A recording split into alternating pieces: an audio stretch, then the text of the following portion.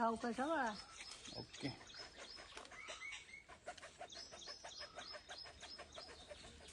वरचे पण घे.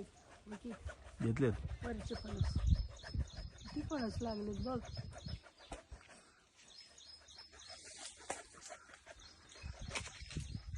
कोण म्हणाल कोकणातच आहेत आपण, है ना? आंबे फणस.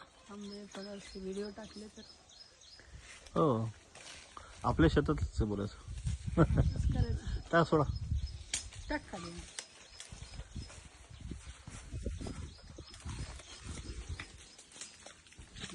इकडं काढलं.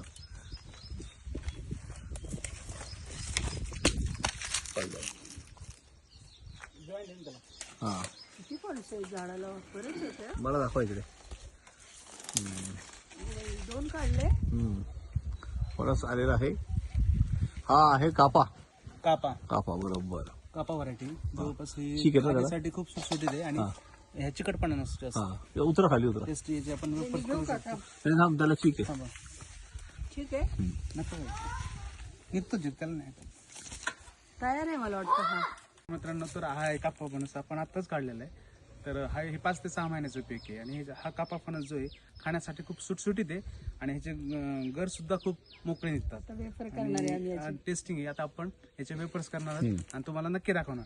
बरं. पहा पुढचा भाग. मग तू खाणार का वेफर? हो म्हणजे काय वेफर खायलाच खास हेच आवडली ते मी आज. झाड फणसाचं. नमस्कार मित्रांनो, तर आपण पाहत आहे हा आहे कापा फणस. आता आपण कट केलेला आहे आणि ह्याचे घर काढण्याचं चालू आहे. आपण ह्याचा म्हणजे हा पूर्ण मॅच्युअर नाही झालेला, पण आपण ह्याला वेपर्स साठी कट करतो. वेपर्स आपण ह्याचे वेपर्स बनवलेले आहे. ते एक म्हणून कच्चा कापलेला आहे आणि याचे आपण खोबऱ्याच्या तेलामध्ये तळणार आहे म्हणजे जेणेकरून त्याची चव ही दुपटीने वाढते आणि खूप सुंदर पद्धतीने कापा जातीचं फणस आहे आणि खायला खूप स्वादिष्ट सुगंध येते. हा तेल वापरावं लागतं, नाहीतर एका हाताला चिंच लागलं तर निघत नाही. तेल वापरावं. हा तर आपण हे याची विशेष काळजी घेऊनच कट केला पाहिजे. आता आपण या फणसाचे कापा फणसाचे कच्चे गर काढलेले पाहू शकता. ते गर कशा पद्धतीने आहेत. खूप सुंदर आहे ना. आता आपण याचे छोटे छोटे स्लाइस करणार आहोत आणि मग आपण याच्यामध्ये काही थोडंसं स्पायसी मिक्स काढून तळणार आहोत. ओके खोबऱ्या तेलामध्ये. ही प्रोसिजर आहे. याच्यामध्ये काढणार ओके आणि मग याचे स्लाइस चिप्स आपण चिप्स झालेले पण दाखवणार नक्की. हो नक्की आपण याचे चिप्स झालेले सुद्धा व्हिडिओ दाखवणार. त्यासाठी कंटिन्यू व्हिडिओ पाहायला पाहिजे. ओके.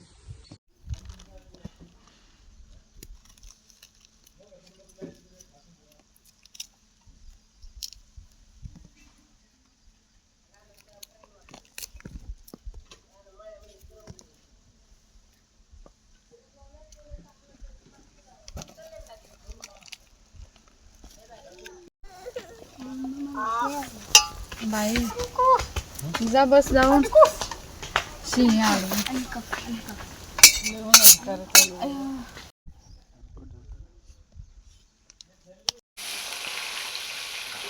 घेऊ का सगळं?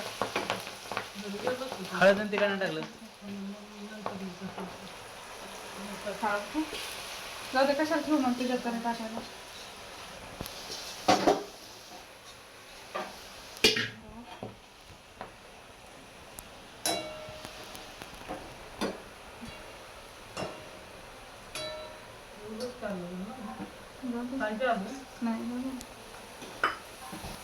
आपण या तेलामध्ये मीठ आणि हळद आणि पाणी हे मिक्स करून या तेलामध्ये सोडलेले आणि त्याच्यामुळे आपल्याला या तेलाचा रंग थोडासा पिवळसर दिसतो, जेणेकरून त्याला तो फ्लेवर यावा फणसाच्या वेपर्सला आणि तो रंग येतो छानपैकी, जेणेकरून अट्रॅक्टिव्ह दिसतात वेपर्स.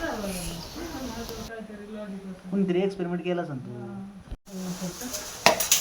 एका गाण्याला पुरण आहे माझ्याकडे, तुझ्याकडे आहे? माझ्याकडे आहे एका गाण्याला पुरण. मी जास्त टाकलं ना मग आपली जास्त एवढं मीठ दूध थोडंसंच घ्या आता, थोडंसं राहिलं.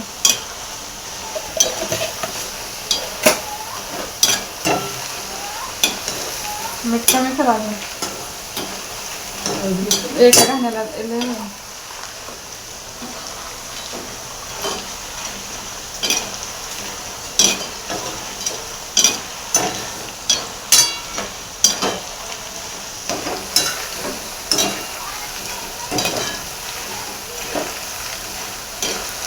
खोबरे तेलातच गेले ना.